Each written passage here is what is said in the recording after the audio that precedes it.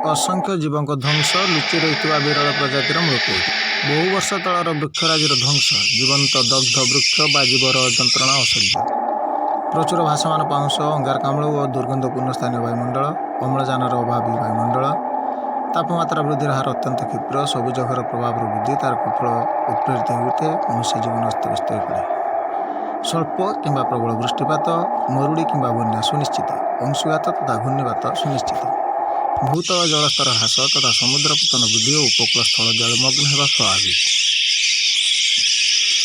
ପ୍ରବଳ ବଜ୍ରପାତ ସକ୍ରିୟ ହେଉଥାଏ। ପର୍ଯ୍ୟାବରଣ ନଷ୍ଟ, ମୃତ୍ତିକା କ୍ଷୟ, ସ୍ମଗ ଓ ଅମ୍ଳବୃଷ୍ଟି ହୋଇଥାଏ। ବିଭିନ୍ନ ପୋଷକ ତତ୍ତ୍ୱର ପୁନଃଚକ୍ରଣ ବାଧାପ୍ରାପ୍ତ ହୁଏ। Please share, comment or like. Be conscious. Thanks for watching.